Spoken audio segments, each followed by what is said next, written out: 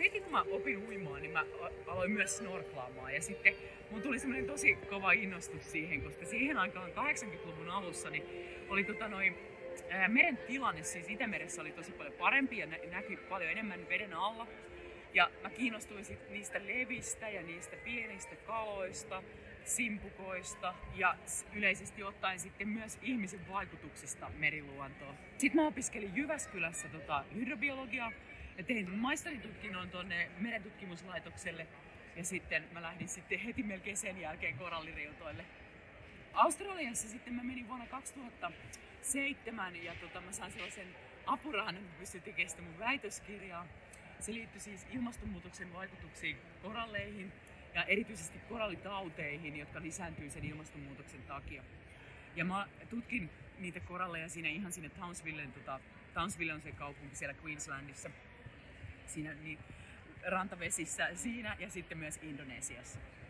Ne kuului ne alueet siihen mun väitöskirjaan.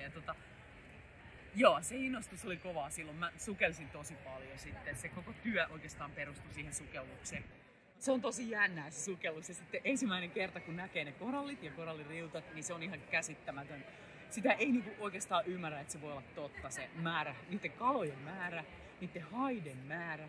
Ne hait, ne monta metriä kokoiset hait tuli mun lähelle nuuskimaan kuin jotkut koirat. Ja siis sitten oli noita paholaisrauskuja, jotka on 6 metriä pitkiä, niin se oli ihan käsittämätön tämmönen kokemus, mitä ei voi koskaan unohtaa. Mä oon nähnyt valaita siis sukeltamassa, niin se on kyllä ihan uskomatonta. Et sitten mä opetin tätä lapsille tämmöistä ympäristökasvatusta ja se oli Ranskan Polynesiassa eli Tahitilla. Ja sitten sieltä tuli tämmönen ryhävallas 40 metrin syvyydestä ihan muutaman metrin päähän, missä mä olin. Ja mä näin tämmöiset lautasen kokoiset silmät, millä se valas tuijotti mua, että mitä sä oikein teet täällä meren alla. Se oli outo, tosi erikoinen kokemus ja hätkähdyttävä.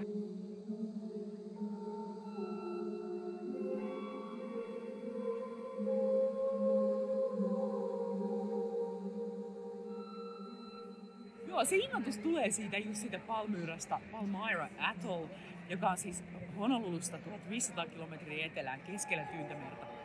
Mä pääsin sinne tekemään sellaista harjoittelua ja sitten mä siellä sukelsin ensimmäisen kerran koralliriutalla. Ja mä ajattelin, että se aihe olisi tosi hyvä tähän lastenkirjaan, koska siinä on muitakin asioita. Esimerkiksi se telttailu, kun oli siellä atollilla ja tuli tämmöisiä kookosrapuja.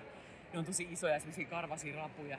Ja se maaympäristö on kanssa tosi erikoinen, mutta sitten tietysti se merenalainen luonto on ihan mieletön. Se jotenkin, noille lapsille se olisi jotenkin sellainen, siitä se lähti liikkeelle se kirja. Joo, mä oon todella onnellinen, että me saatiin tehtyä tämä kirja ja Sirkun kanssa oli ihan mahtavaa tehdä töitä ja ne kuvat on todella mahtavia. Se kirja ei olisi mitään ilman sitä kuvitusta.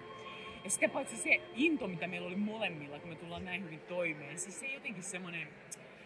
Niin mä oon tosi onnellinen tästä projektista. Kiitos.